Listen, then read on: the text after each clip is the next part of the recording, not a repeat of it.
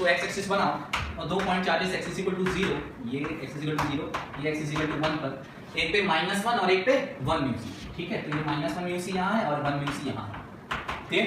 अब उसके बाद में क्या बोला है कि x इक्वल टू 1 पे ये है, तो आपको वर्क निकालना है, work done by the external force. किसके द्वारा?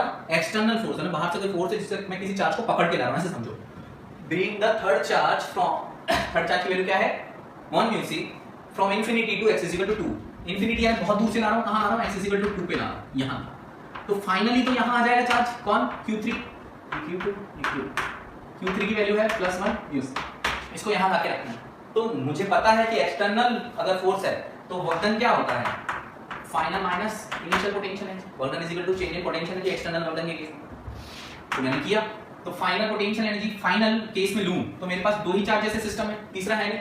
तीसरे को अगर कंसीडर करोगे तो उसकी पोजीशन इंफिनिटी है, तो मैं कैसे लिखूंगा? k q1 q2 by r12, clear. u final निकाल रहा हूं, u फाइनल मतलब फाइनल, u इनिशियल निकाल रहा हूं, सॉरी u इनिशियल निकाल रहा हूं पहले, plus k q1 q3 divide by r13 plus k q1 sorry q2 q3, तीन चार्जेस से तीन ही कॉम्बिनेशन होंगे, और कौन सा सकता है? r23, ये मेरे पास होगा, और साथ ही यूनिट इसकी क्या होती है? Joule, clear. अब यहां पर क्या है कि 1 2 पहले और दूसरे, पहले इनिशियली में ये चार्ज कहां था? इंफिनिटी पे था, ध्यान रखना। तो इसकी डिस्टेंस इंफिनिटी है, तो पहले से तीसरे की डिस्टेंस ये भी इंफिनिटी, क्लियर, और दूसरे से तीसरे की डिस्टेंस ये भी इंफिनिटी, क्लियर। तो 1 अपॉन मतलब समथिंग अपॉन इंफिनिटी, कोई भी नंबर अपॉन इंफिनिटी क्या हो जाता है? 0।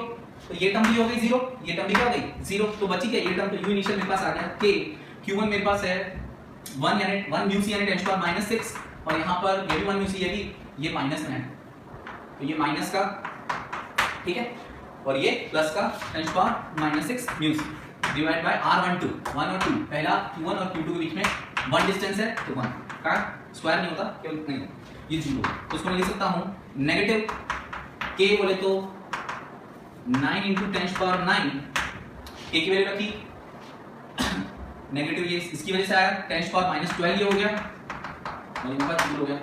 इसको आगे कैलकुलेट करने की जरूरत है नहीं, ये मेरे पास आंसर इतना आ गया। अब हमने क्या किया? फाइनली क्या होगा? पोटेंशियल एनर्जी फाइनली क्या होगी? फाइनली तो तीनों चार्ज इसी पोजीशन पे आते हैं, तो इस पोजीशन के हिसाब से सेम यही फॉर्मूला लगाऊंगा। तो k तो है ही मेरे पास सब में से कॉमन, 9 × 10 to the 9 कॉमन, और ये भी म्यू सी, ये भी म्यू सी, तो 10 to the -12 भी कॉमन, तो 10 to the -12 भी कॉमन, ठीक है। सबकी वैल्यू 1 1 1 है, बस प्लस माइनस का ध्यान रखना है और डिस्टेंस का ध्यान रखना है, ठीक है।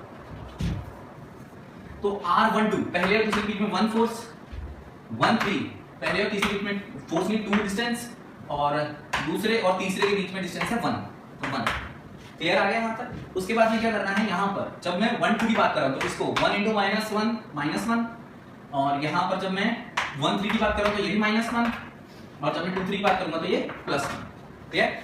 यहां पे मैंने कैलकुलेशन क्यों नहीं किया, पता चला होगा तुम लोगों को। अब यहां पर आपको क्या करना है? u final minus u initial, simple formula work done का, वर्क डन ही निकालना है आपको, ओके। तो final potential minus initial potential energy का डिफरेंस मुझे वर्क डन दे देगा, फॉर्मूला आपको पता ही है, 11th क्लास का कॉन्सेप्ट है। अब करते हैं 9 × 10 to the -12, तो दोनों में है, 9 × 10 to the 9 × 10 to the 9 × 10 to the -12, यानी कि 10 to the क्या हो गया? 12 में से 9 गए तो 3, -3 मेरे पास दोनों जगह है, इसमें भी है और इसमें भी है, क्लियर। यहाँ पर ब्रैकेट में क्या आ रहा है पहले देख लेते हैं, इसको सॉल्व कर लेते हैं। -1 और +1 ये दोनों तो कट गए, माइनस का हाफ बचा, तो u फाइनल जो है वो है 9 × 10 to the power -3 divide by 2 negative sign के साथ, clear. Minus minus u initial क्या है? नेगेटिव साइन के साथ ही है, क्या है? वही 9 × 10 to the power -3, क्लियर। इसके डिवाइड में कुछ नहीं है, 1 है ना, तो इसका मतलब क्या हुआ?